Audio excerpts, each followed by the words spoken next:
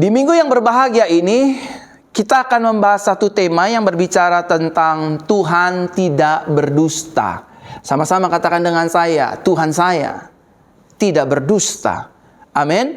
Tuhan saudara dan Tuhan saya tidak berdusta. Tentu Tuhan di sini merujuk kepada satu pribadi, yaitu pribadi Tuhan Yesus Kristus. Mari kita lihat Bapak Ibu Saudara dalam kebenaran firman Tuhan, Ibrani pasal yang ke-6 ayat yang ke-18. Ibrani pasal yang ke-6 ayat yang ke-18 dikatakan demikian. Oleh dua hal yang tidak dapat berubah, yaitu janjinya dan sumpahnya, yang tentang hal itu Elohim tidak mungkin berdusta. Kita yang mencari perlindungan dapat memperoleh dorongan yang kuat untuk berpegang pada pengharapan yang disediakan di depan kita. Saudara coba perhatikan di alinea yang pertama dikatakan demikian. Oleh dua hal yang tidak dapat berubah. Yang pertama yang tidak dapat berubah dari pribadi Tuhan, yaitu adalah janjinya. Yang kedua yang tidak berubah dari Tuhan adalah sumpahnya. Yang tentang hal itu Elohim tidak mungkin berdusta. Orang bisa meninggalkan kita, keluarga kita bisa meninggalkan kita karena harta, karena perbedaan pendapat, karena perbedaan opini satu dengan yang lain. Bahkan rekan bisnis kita bisa meninggalkan kita. Orang bisa membohongi kita. Bahkan selalu saya katakan rambut sama hitam, darah sama merah. Tapi hati orang tidak ada yang tahu selain Tuhan. Oleh karenanya hari-hari ini kita ada banyak anak Tuhan yang dibohongi oleh rekan bisnisnya, dengan pendetanya, dengan gerejanya, dan lain sebagainya.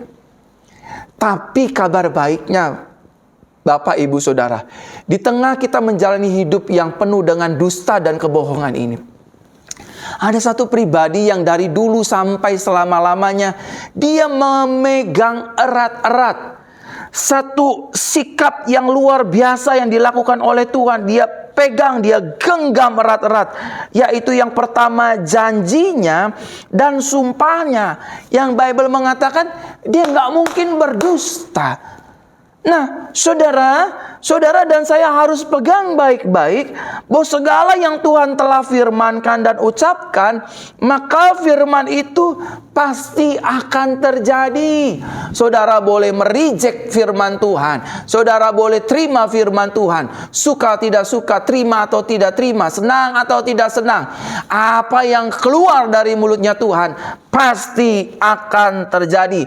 Meskipun seringkali firman Tuhan banyak dihina orang, meskipun seringkali firman Tuhan banyak ditolak oleh orang-orang, meskipun seringkali firman Tuhan banyak disepelekan oleh orang-orang, meskipun seringkali banyak firman Tuhan direndahkan oleh manusia, tetapi itu tidak mengubah bahwa dua hal yang tidak bisa Tuhan tidak lakukan. Yang pertama janjinya, yang kedua adalah sumpahnya, yang dimana tentang kedua hal itu Elohim tidak mungkin berdusta. Artinya segala yang Tuhan telah firmankan dan ucapkan, maka firman itu pasti akan terjadi. Yesaya 55 ayat 11 dikatakan dengan jelas demikian. Demikianlah firmanku yang keluar dari mulutku, ia tidak akan kembali kepadaku dengan sia-sia, tetapi ia akan melaksanakan apa yang kuhendaki dan akan berhasil dalam apa yang kusuruhkan kepadanya. Kitab Kejadian pasal yang pertama, dari ayat pertama sampai ayat 31. Kurang lebih ada 9 kali Tuhan berfirman. Maka Tuhan berfirman, jadilah terang, maka terang itu jadi. Tuhan Elohim berfirman, jadilah cakrawala, maka cakrawala itu jadi. Elohim Yahweh berfirman, jadilah daratan, maka daratan itu jadi. Dan lain sebagainya. 9 kali Elohim Yahweh berfirman, dan 9 kali juga semuanya jadi. Apa yang keluar dari mulutnya Tuhan tidak akan kembali dengan sia-sia. Saudara boleh mereject firman Tuhan, Tapi firman Tuhan tidak terpengaruh dengan penolakan dari saudara. Kalau Tuhan berfirman bahwa anak cucu orang percaya tidak akan meminta-minta roti, maka dia akan menggenapinya. Kita dipelihara olehnya, kita dijagai olehnya, bahkan kita diberkati olehnya. Saudara tidak akan mengemis-ngemis, meminjam-minjam seperti orang yang tak berpengharapan. Kita yang percaya firman Tuhan tidak akan dipermalukannya. Kita yang percaya firman Tuhan tidak akan dikecewakannya. Kita yang percaya tentang firman Tuhan tidak akan diabaikannya. Kita yang percaya dengan firman Tuhan akan melihat segala yang Tuhan firmankan pasti terjadi atas hidup kita. Yang setuju katakan amin. Saudara, setiap perkataan yang keluar dari mulutnya Tuhan itu bersifat kekal dan mengikat. Sama-sama katakan dengan saya, setiap perkataan yang keluar dari mulutnya Tuhan itu bersifat kekal dan mengikat. Artinya perkataan Tuhan, firman Tuhan tidak bisa dibatalkan, tidak bisa digugurkan dengan apapun. Baik itu dengan gempa, keadaan maut, keadaan sukacita, dan lain sebagainya. Firman Tuhan itu bersifat kekal dan mengikat.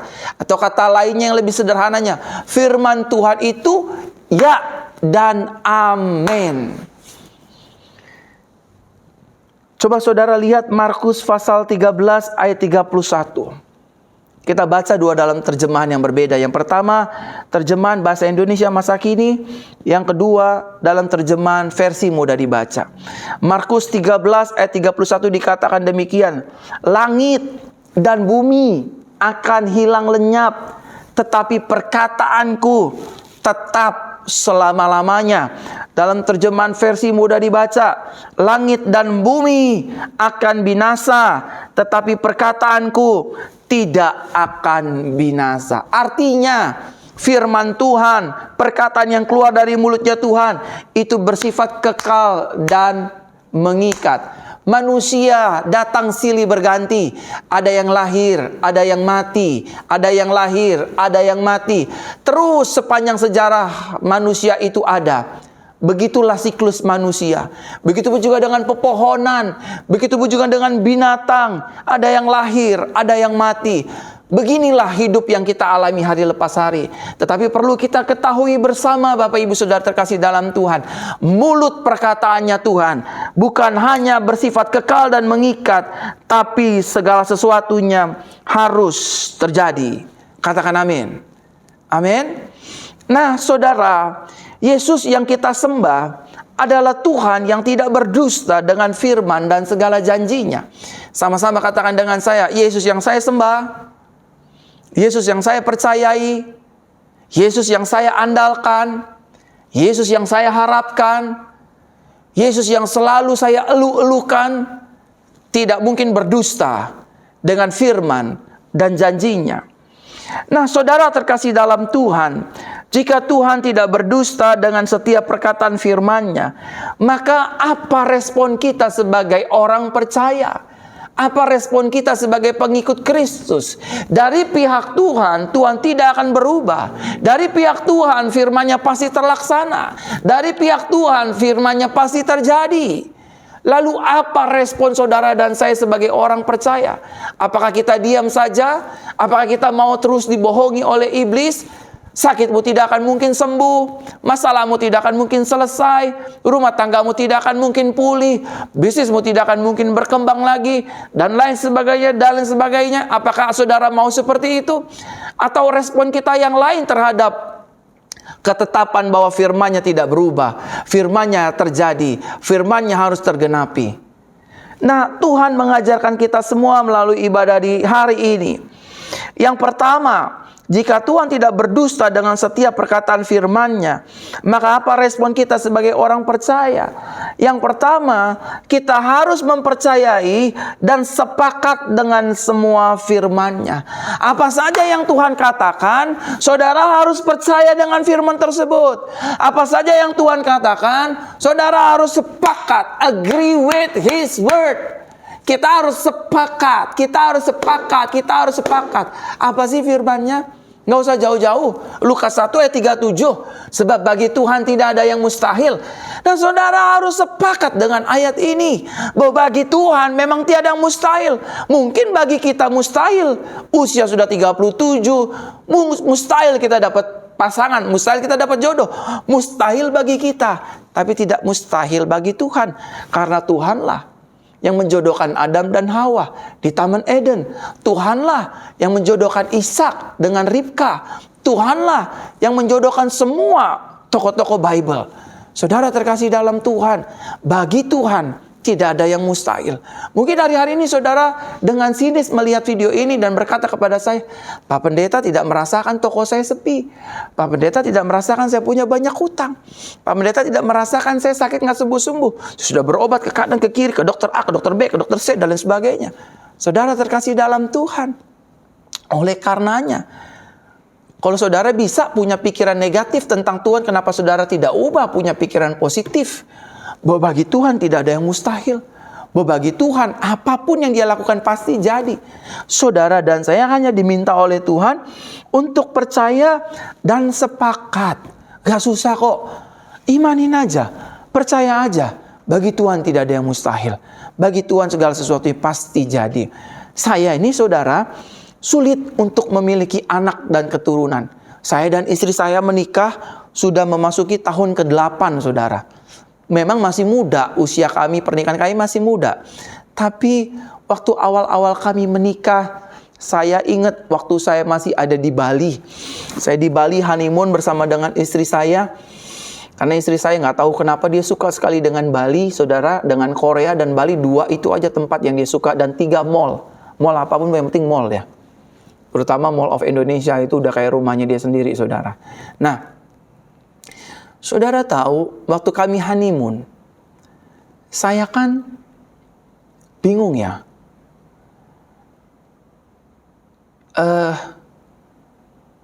Istri saya itu suka piara anjing, saudara. Nah, salah satu yang menghambat kehamilan wanita adalah terhambatnya hormon wanita subur. Salah satunya selain menstruasinya tidak lancar, bulu hewan itu bisa menghalangi seorang perempuan itu meraih kehamilan. Karena bulu binatang, khususnya bulu kucing dan bulu anjing itu sangat serius. Bisa melemahkan kandungan juga itu ternyata. Ada banyak jurnalnya, ada banyak penemuannya. Dan istri saya punya menstruasinya juga kurang baik. 4 bulan sekali, 6 bulan sekali, 7 bulan sekali, setahun sekali, bahkan setahun 8 bulan sekali. Itu kan sulit untuk hamil, Bapak Ibu Saudara. Satu kali saya di hotel, saya sedang siang-siang mau ke salah satu restoran siap saji, saya bersama istri saya lagi dandan. Tiba-tiba waktu saya lagi dandan, saya sudah siap-siap, saya berdoa, tiba-tiba Tuhan bilang, saya lagi baca firman sih. Bukan Tuhan bilang, tiba-tiba ada suara yang mengintimidasi saya. Kamu mendoakan orang buta melihat, lumpuh berjalan, ini, itu, dan lain sebagainya. Istrimu tidak akan mungkin hamil. Istrimu susah hamilnya. Wah, ada suara yang mengintimidasi saya. Saya tolak, saudara. Dan saya tolak dalam nama Tuhan Yesus. Akhirnya saya berdoa sama Tuhan, Tuhan, ada suara begini, Tuhan tolong saya. Tuhan tolong saya. Nah, Bapak Ibu Saudara, muncullah ayat ini di hati saya. Makanya orang yang membaca firman dan perkataannya Tuhan itu tidak rugi, saudara. Mungkin kita tidak mengerti, kita tidak tahu sejarah-sejarah Israel. Kita nggak tahu tentang keluarganya Abraham, Ishak, Yakub, Esau, keturunannya. Aduh, karena dia bukan keluarga kita, bukan sanak saudara kita. Tapi apa yang keluar dari mulutnya Tuhan itu yang tercatat dalam firman, dalam Bible yang dikanonkan, yang sudah kita miliki, itu tidak mungkin kembali dengan sia-sia. Tiba-tiba ada firman yang keluar dari dalam perut saya sampai ke mulut saya berkata bahwa Tidak baik manusia hidup seorang diri saja. Aku akan memberikan seorang penolong yang sepadan atasnya. Aku memberkatinya, aku menikahinya, aku merestuinya. Dan bukan hanya berhenti sampai di sana di pernikahan kudus di Taman Eden. Tuhan berfirman, beranak cuculah, penuhilah bumi, bertambah banyaklah. Tiba-tiba iman saya langsung bangkit, saudara. Saya sepakat, saya salaman dengan firman ini, saya hidupi. Istri saya lagi dandan, langsung saya tarik, sayang sini. Wah, bibir merahnya tuh, ginjunya langsung pret ke pipi. Langsung saya bilang, mana kandunganmu? Saya doa di dalam nama Tuhan Yesus, kamu pasti hamil, kamu pasti hamil. Dan saudara, kami menikah 5 Desember 2015.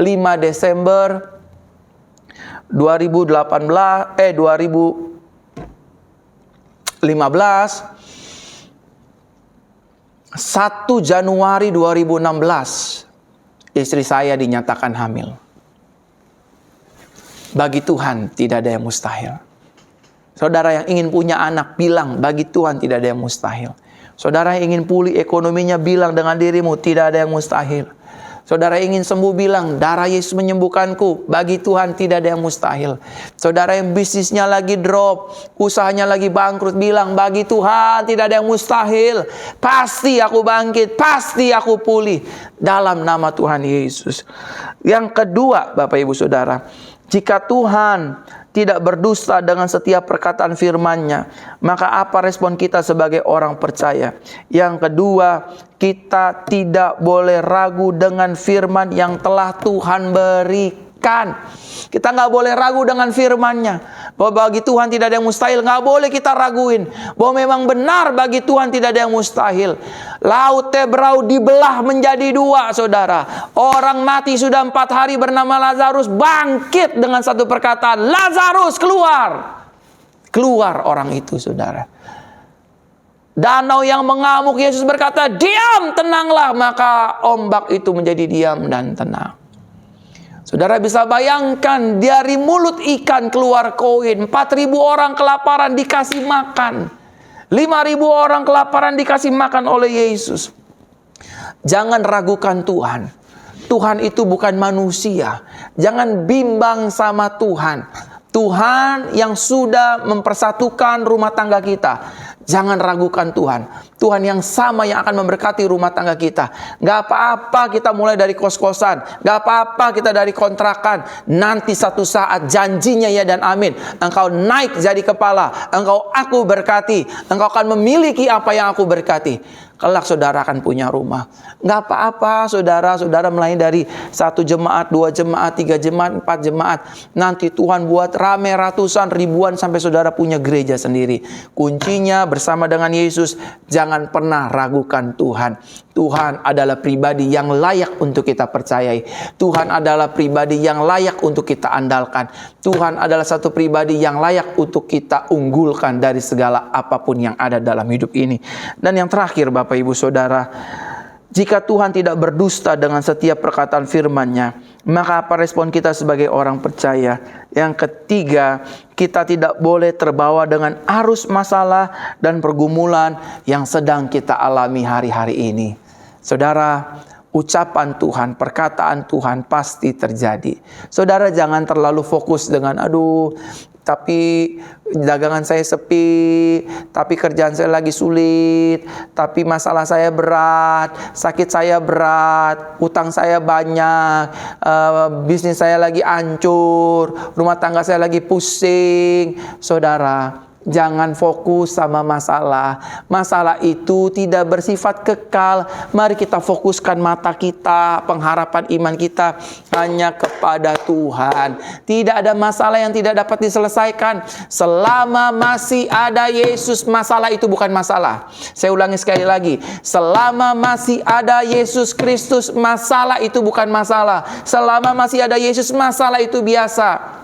Selama masih ada Yesus, masalah bisa selesai. Selama masih ada Yesus, masalah pasti ada jalan keluarnya. Selama masih ada Yesus, kita akan mengalahkan masalah dan kita akan keluar lebih daripada orang-orang yang menang. Selama masih ada Yesus, kita bisa kuat berdiri menghadapi masalah. Selama masih ada Yesus, badai sebesar apapun akan diam tenang, karena kuasa Yesus selalu lebih tinggi daripada kuasa masalah yang sedang kita hadapi.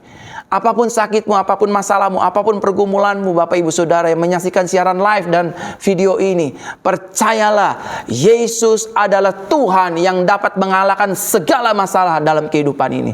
Apapun masalahnya, jawabannya cuma satu: Yesus Kristus.